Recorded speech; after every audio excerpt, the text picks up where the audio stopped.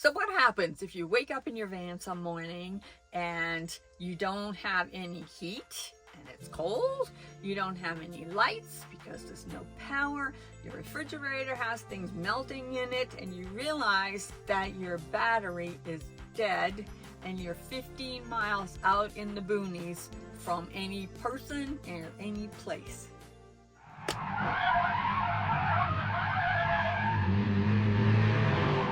My name is Pam and I live in a van, and I've been in a van nearly 6 years now. I have my puppy dog. His name is Matrix. He's not feeling too good today, so he's just kind of not in my face like he normally is. I always say power is the most important component you have in your van, and well, everything needs to work together in order for it to work. So let me kind of tell you what I have. I have a 300 amp lithium battery. I have a Xantrax inverter converter. I have 200 watts of solar, and I have a generator. All of these things need to work together for me to have heat, my refrigerator work, me to have lights. So let me walk you through what happened and what I did. First, I tried my generator.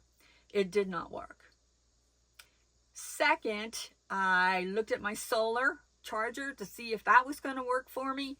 I could see that it wasn't going to work, and I only have 200 watts of solar, so it was going to take a really long time, even if I got direct sunlight, in order to charge the battery enough for me to start the generator, which is what I was going to have to do to bring the battery up. Okay.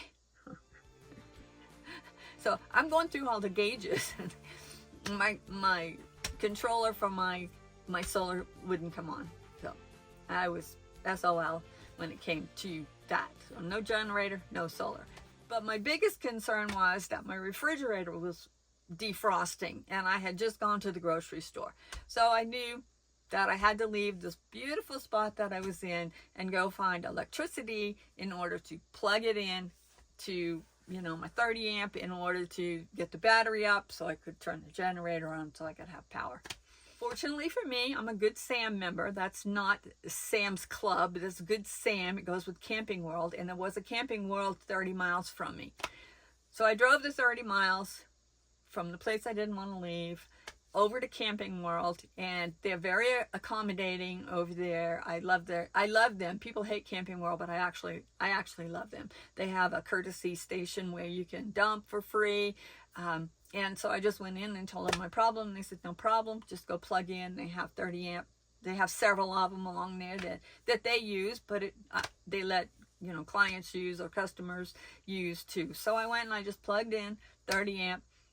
I got it charged up enough so that I stayed there for quite a while, actually, and I got it charged up to almost 3/4 full before they needed the outlet for something else. And I was able to start my generator to get it charged the rest of the way. So that situation was not fun. But if I didn't know anything about any of the components that I had in my van, I would not have known what to do. So I've learned this over time because I've had similar instances in the past. So put this one in your arsenal so you can save this video so that if this ever happens to you, you can go through the steps and you can see what happened and what to do next. Go find electricity. If you're just liking and hanging out with me in this series of I do stupid things and share with you, so hopefully you won't make the same mistakes, and consider subscribing, hitting that bell so that you'll know when I go on next, and you can follow me in this crazy life that I live. And so for Matrix and I, for now, we say peace.